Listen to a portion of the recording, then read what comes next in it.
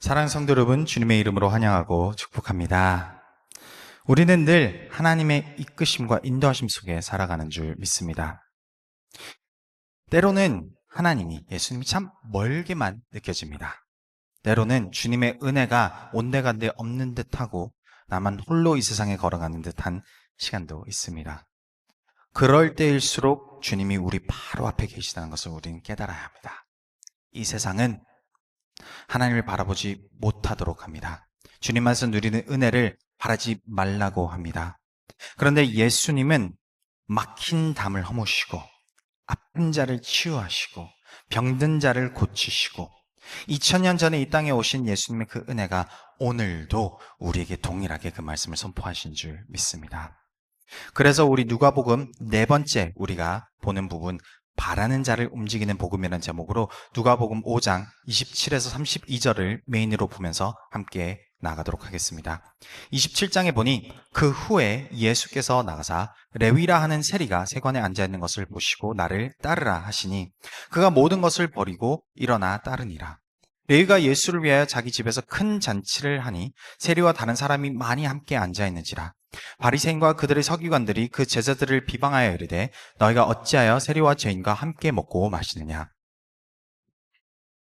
예수께서 대답하여 이르시되 건강한 자에게는 의사가 쓸데없고 병든 자에게라야 쓸데가 있나니 내가 의인을 부르러 온 것이 아니요 죄인을 불러 회개시키러 왔노라. 누가복음을 시작하면서 우리는 한 단어에 초점을 두고 시작을 했습니다. 헬라 원어로 autoptes, 영어로는 autopsy의 기원이 되는 단어이며 해부라는 한국어의 단어입니다. 그래서 의사인 누가가 이 편지, 이 서신을 보면서 원독자인 데오빌로, 하나님이 사랑하는 자로서 이 편지를 읽고 이 사람들의 삶을 보면서 그 사람들의 삶을 깊이 들여다보고 해부하여 예수님이 맺어가시는 열매를 바라보기를 원하노라, 이것이었죠. 그래서 그렇게 1장부터 쭉 읽어가기 시작하였을 텐데 데오빌로가 누가복음을 읽으면서 깜짝 놀랐을 것입니다. 의아했을 것입니다. 그 이유는 예수님이 등장하는 방법과 예수님의 그 복음의 메시지가 전달되는 방식이 세상과는 역설적인 방법이기 때문이었습니다. 세상에서는 힘이 있는 자, 높은 자, 권력이 있고 돈이 있고 이러한 사람들을 통해서 멋지게 세상의 왕들이 등장하였겠지만 왕의 왕이신 예수님께서는 이 세상에 홀로 조용히 겸손히 등장하셨습니다. 그리고 그 예수님의 이야기를 누가 전하느냐? 낮은 자, 연약한 자, 상처가 있는 자. 이러한 자들이 예수님을 만나고 그 만남 속에 기쁨을 나누게 되는 것이 복음의 시작이었던 것이죠. 그렇게 읽어가면서 누가복음은 우리에게 한 질문을 던집니다. 누가 예수님을 만날 수 있는 것인가?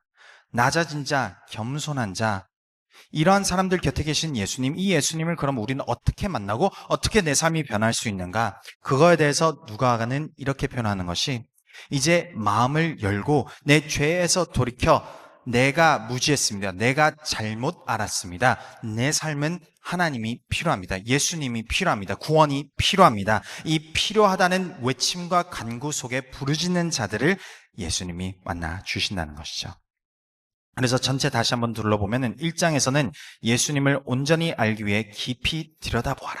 2장에서는 예수님인 이 세상의 기준과는 반대되는 역설적인 방법으로 오셨다. 그리고 3장에서 5장은 예수님은 마음을 열고 회개하는 자가 만날 수 있다. 이것입니다. 그리고 오늘 말씀에 우리가 도달합니다. 누가복음 5장 27절에 보면 그 후에 예수께서 나가사 레위라 하는 세리가 세관에 앉아 있는 것을 보시고 나를 따르라 하시니. 예수님은 오늘 말씀에서도 세상의 기준과 반대되는, 세상 사람들의 기대와는 정반대가 되는 방법으로 사람을 제자로 부르십니다. 레위라 하는 이 사람은 세리라라고 기록되어 있습니다. 그 당시 세리라고 간주된 사람들은 살인자와 동급의 죄인으로 취급되었습니다. 자기의 종족을 팔아서 자기 이익만을 챙기려고 하는 사람들이었던 것이죠. 악인 중에 악인으로 간주되었던 직업과 사람들이 세리였습니다. 그런데 예수님이 오셔서 본인이 왕의 왕이시고 이 땅에 평강을 주기 위해 오셨노라고 말씀하시는데 평강을 앗아간 세리를 택하는 것이 얼마나 아이러니합니까? 예수님의 선포는 정반대되는 행동을 하는 것처럼 보인다 이것이죠. 그래서 예수님은 레위를 택하심으로 우리에게 무엇을 알려주신지 아십니까? 하나님은 겉으로 보이는 것, 그런 것을 보이는 것이 아니라는 것입니다. 하나님은 마음의 중심을 보신다라는 것이죠. 누가복음 16장 15절 말씀에 보면 예수께서 이르시되 너희는 사람 앞에서 스스로 옳다 하는 자들이나 너희 마음을 하나님께서 아시나니 사람 중에 높임을 받는 그것은 하나님 앞에 미움을 받는 것이니라. 이 세상의 기준으로 높다, 옳다, 좋다라는 것은 예수님이 보시기에는 잘못된 것입니다. 예수님은 이 세상에 누구를 구하러 오셨습니까? 병든 자, 아픈 자, 치유가 필요한 자, 높이 있는 자, 내가 하나님이 필요 없다 하는 그 교만한 마음 가운데 예수님은 다가오실 수가 없습니다. 어떠한 자리에 있든지 내가 예수님이 필요합니다라고 외치는 자, 그 자가 예수님을 만날 수 있는 사람이라는 거죠. 그런 면에서 레위는 그러한 중심이 있던 사람이었습니다. 나중에 레위라는 이름을 예수님께서 바꾸어 주십니다. 마태라는 이름으로 바꾸시고 우리가 아는 그 마태복음의 저자입니다. 그의 과거는 화려하지 않은 아픔이 많은 자기가 가리고 싶은 그 치부가 많은 과거가 있었던 것이죠. 아이러니하게도 마태라는 이름의 뜻은 하나님의 선물이라는 뜻입니다. 어떻게 세리가 하나님의 선물이 되겠습니까? 빼앗아가고 약탈하고 자기 주머니만 챙겼던 악인 중에 악인 세리가 어떻게 이제 하나님의 선물이라고 이름을 받고 나아갈 수 있겠습니까? 이 세상의 기준으로는 말도 안 되는 이야기입니다. 특히 이 마태를 통해서 상처를 입은 사람들이 있었을 것 아닙니까? 예수님이 이 사람을 보고 이는 마태라라고 했을 때 반발이 얼마나 심했겠습니까? 우리의 과거, 우리의 죄, 우리의 아픔을 바라보는 것이 아니라 예수님은 예수 그리스도의 능력을 통해서 그 은혜를 통해서 변화되는 우리를 보신다는 것입니다. 그게 얼마나 감사한 일입니까? 오늘날까지 내가 살아왔던 과거를 보면은 부끄러운 나날들이 너무나도 많습니다. 그런 부끄러운 나날들이 다 밝혀진다면 저 또한 손가락질 당하고 저 또한 마태처럼 레위처럼 사람들한테 첫째 외면당할 수도 있는 그 부끄러운 과거들도 있습니다. 그런데 주님은 그 부끄러운 과거의 나를 보지 않으시고 예수 그리스도 안에 있는 나를 보시는 겁니다. 그래서 나도 레위의 이름이 변화된 것과 마찬가지로 너는 하나님의 선물이 될 자다라고 해 주신다는 것이죠. 우리 모두에게 예수님이 동일하게 다가오신 줄 믿습니다. 내 마음이 무겁게 가라앉고 있었습니까? 나의 과거의 행보를 통해서 나의 아픔과 상처로 인해서 나는 지금 내 삶이 힘겹다라고 눈물을 훔치고 있었습니까? 예수님의 손길이 닿으면 내 인생은 남들에게 상처를 주었던 인생에서 남들에게 하나님이 선물이 되는 통로가 되는 줄 믿습니다. 그래서 예수님이 우리에게 무엇을 표현하시냐? 우리의 행위로, 우리의 능력으로, 우리의 방식으로 하나님 앞에 구원을 받았다라고 할 수 없다라는 것이죠. 지도서 3장 4에서 5절을 보면 이렇게 기록이 되어 있습니다. 우리 구주 하나님의 자비와 사람 사랑하심이 나타날 때에 우리를 구원하시되 우리가 행한 바 의로운 행위로 말미암지 아니하고 오직 그의 긍휼하심을 따라 중생의 씻음과 성령의 새롭게 하심으로 하셨나니. 예수님이 우리에 향하여 긍휼하심을 가지고 계셨기 때문에 예수님은 손을 내밀고 계십니다. 오늘도 우리에게 동일하게 손을 내밀고 계십니다. 그 손을 붙들 수 있는 사람은 누구입니까? 그 손을 내미는 예수님의 그 모습과 그 목소리를 듣고 내 마음이 움직여져 저는 예수님을 따르겠습니다 라고 외치는 마태와 같은 존재가 예수님을 따라갈 수 있는 것입니다. 그래서 예수님이 이 마태의 사건 이후에 바리새인들이 와서 예수님께 따지들 때에 이렇게 대답하신 것입니다. 누가복음 5장 31에서 32절을 보면 예수께서 대답하여 이르시되 건강한 자에게는 의사가 쓸데없고 병든 자에게라야 쓸데있나니 내가 의인을 부르러 온 것이 아니요 죄인을 불러 회개시키러 왔노라. 당시 바리새인들에 대해서 좀 배경을 설명을 드리기를 원합니다.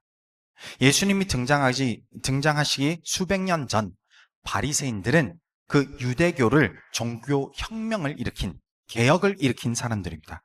어떤 개혁을 일으켰냐? 200년, 가량 250년 전경에는 유대인들이 그 당시에는 그 믿음이 미미했습니다. 수많은 침략과 수많은 어려움들을 통해서 여러 이방신들을 섬겼고 유대교 종교, 하나님 유일신을 바라보는 그 믿음이 굉장히 적었던 것이죠. 그때에 우리는 다시 여호와께로 돌아가자고 외쳤던 그룹이 바로 바리새인들이었습니다. 오늘날 크리스찬으로 표현하면은 1600년도에 종교 개혁이 일어났던 그때와 동일하다고 볼 수 있겠습니다.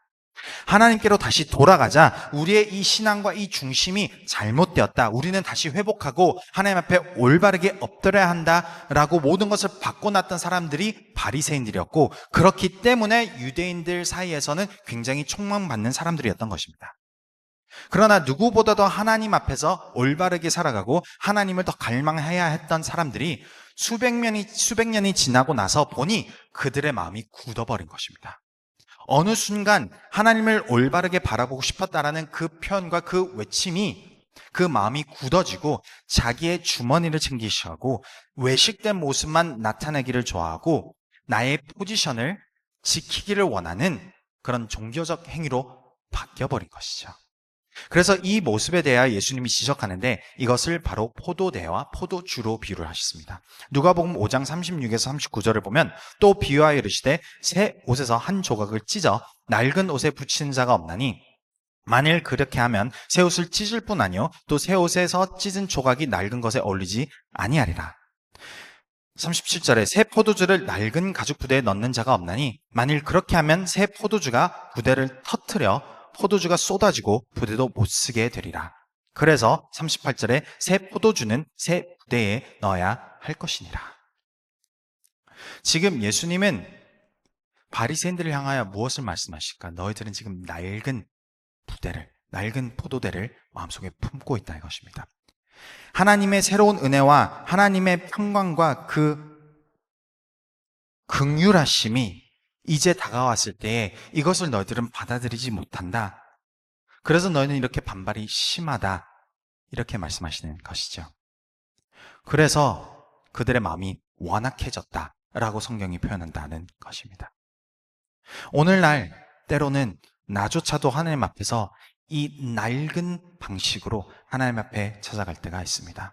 옛 포도대를 가지고 주님 앞에 나의 행위로, 나의 열심으로, 나의 종교적 이 모든 모습을 통해서 주님, 저는 이만큼 엎드렸고 이만큼 시도를 했고 이만큼 하나님 앞에 드렸는데 왜 하나님 저를 도와주시 않으십니까? 라고 주님 앞에 따지듯 달릴 때도 있습니다.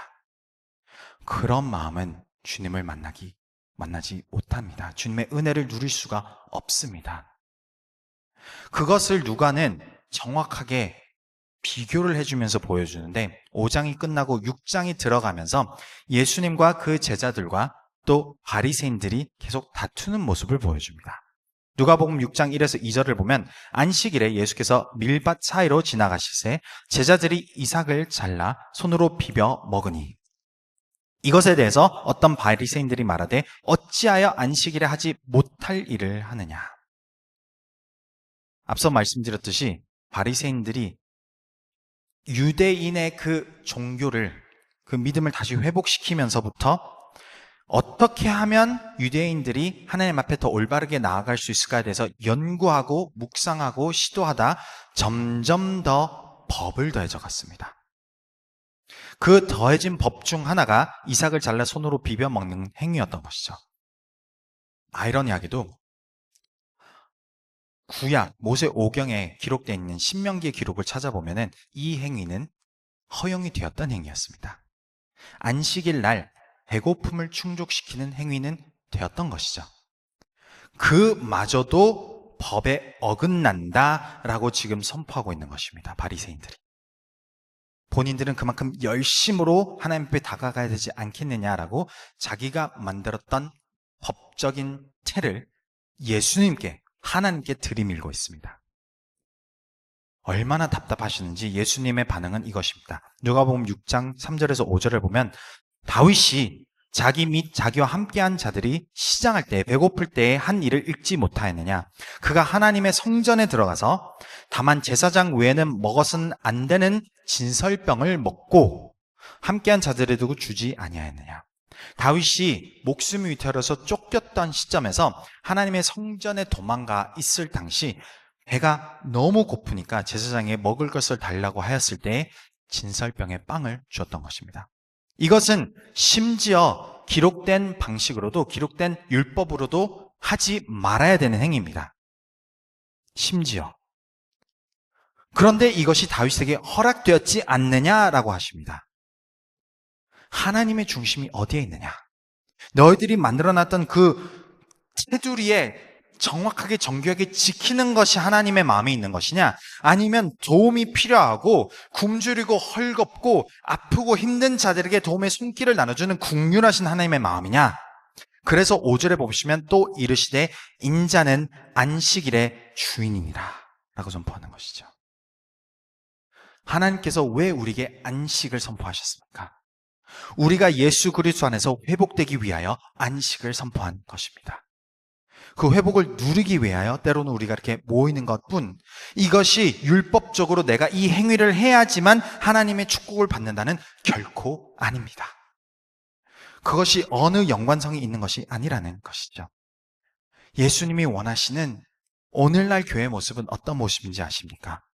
야고보서 1장 27절에 하나님 아버지 앞에서 정결하고 더러움이 없는 경건은 곧 고아와 과부를 그 환난 중에 돌보고 또 자기를 지켜 세속에 물들지 아니하는 그것이니라.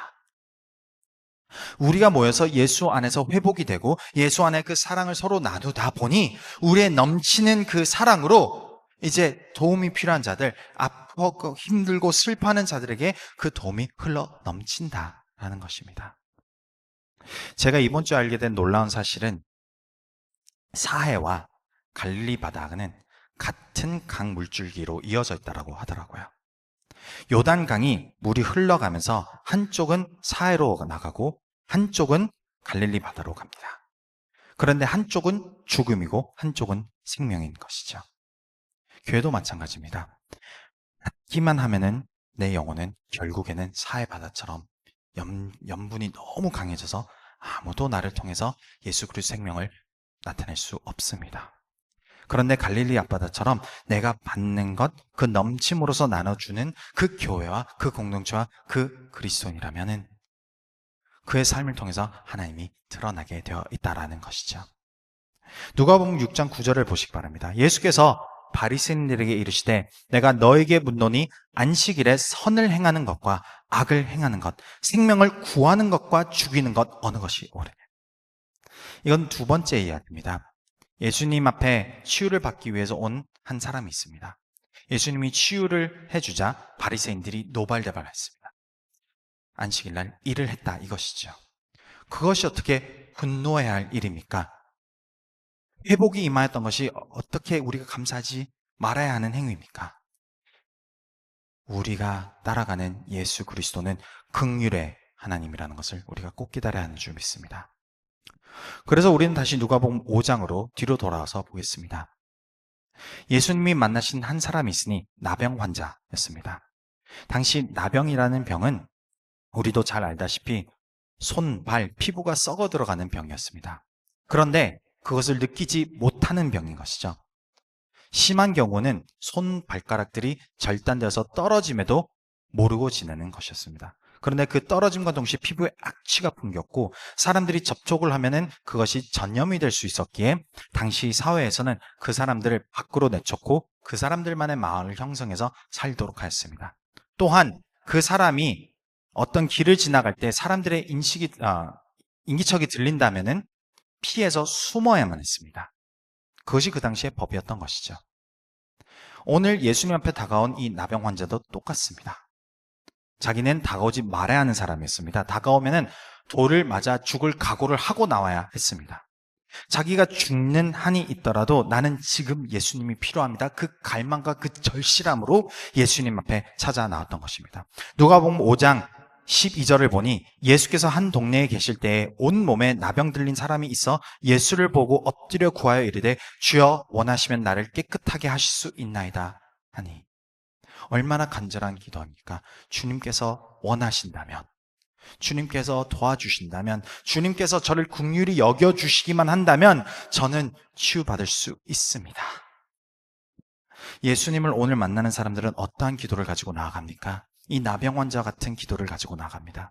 내 마음 가운데서도 나도 모르게 지금 영적인 나병의 그 병으로 나의 일부의 부분들이 썩어서 떨어져 나가고 있습니다. 그것이 남들에게 악취를 풍기는지도 모른 채 나는 내가 괜찮다, 괜찮은 척 살아가고 있는 것이죠. 내 마음 가운데 내 중심에서 가장 먼 곳에 이 병과 이 아픔을 밀어놓고 나는 괜찮아, 나는 버틸 수 있어, 나는 살아갈 수 있어.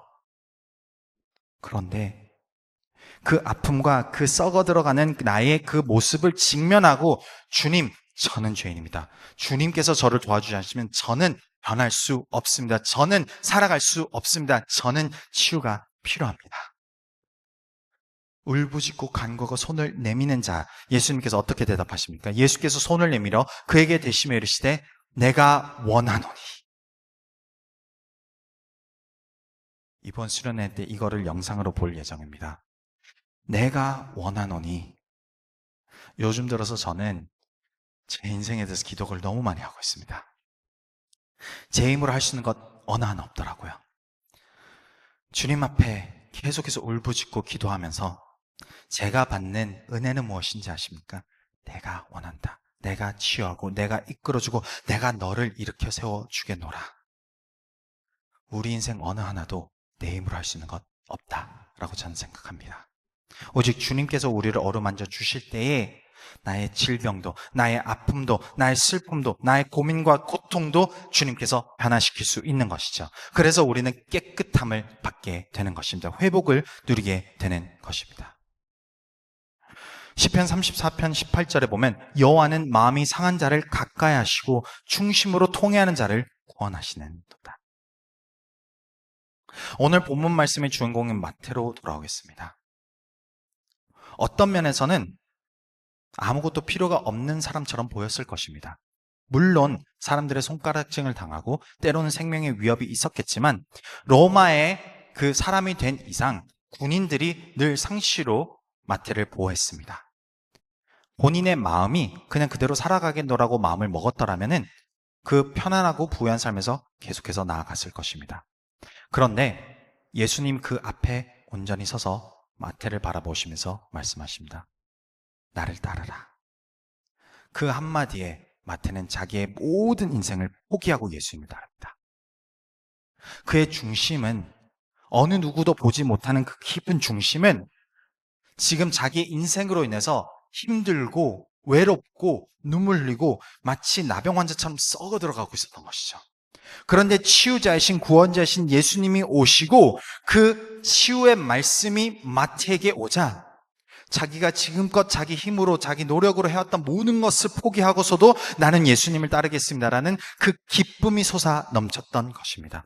빌립보서 3장 7에서 8절을 보면 그러나 무엇인지 내게 유익하던 것을 내가 그리스도를 위하여 다 해로 여길 뿐더러 또한 모든 것을 해로 여기면 내 주 그리스도 예수를 아는 지식이 가장 고상하기 때문이라. 내가 그를 위하여 모든 것을 잃어버리고 배설물로 여기면 그리스도를 얻고. 마태가 예수님을 만나자 자기의 모든 것을 이제 나눠주고 자기의 친구들을 부릅니다. 같은 세리들을 불러서 파티를 연 것이죠. 파티를 왜 열었겠습니까? 나 이제 이 삶 청산하고 나는 예수님을 따른다. 내가 이렇게 변한 것 이 사람 때문이야. 이 사람이 나를 이렇게 변화시켰어 라고 예수님의 하나님의 선물이 되어버린 것입니다. 예수님을 내 마음 가운데 받아들이는 순간 우리는 하나님의 선물로 변화되는 줄 믿습니다. 내 마음 가운데 예수님의 치유와 회복이 임하는 순간 내가 하는 행동은 그때부터 예수 그리스도의 향기로 변화된다는 것이죠. 그것이 오늘날 주님이 우리에게 내미는 그 손길의 의미인 것입니다. 오늘도 예수님은 내 앞에서 손을 내밀고 나를 따르라 라고 이야기하고 계신다는 것이죠. 그 손을 붙들고 따르는 자, 하나님은 우리를 마태와 같이 변화시켜 주신 줄 믿습니다. 그리고 우리를 이 세상 사람들 가운데서 하나님의 선물이 되어서 예수 그리스도의 사랑과 향기를 전하는 사람으로 우리를 변화시켜 나가는 줄 믿습니다. 사랑하는 성도 여러분, 우리가 어떤 상황에 놓여 있을지라도 예수님을 갈망하고 구하는 자들은 다 예수님을 만나게 되는 줄 믿습니다. 예수님은 주님이 필요하다고 하는 자, 주님을 갈망하는 자, 그들에게 가장 가까이 계십니다. 그리고 오늘도 그 손을 내밀고 주님, 저는 주님을 만나기를 원합니다. 주님, 저는 주님의 손을 붙들기를 원합니다. 그 손을 붙드는 자, 그 사람의 마음에 하나님의 회복이 일어나고 하나님의 치유가 일어나고 하나님의 소망이 솟아나며 그로 말미암아 우리는 참된 안식을 누리게 되는 줄 믿습니다. 시편 145편 18절에 여호와께서는 자기에게 간구하는 모든 자, 곧 진실하게 간구하는 모든 자에게 가까이 하시는도다.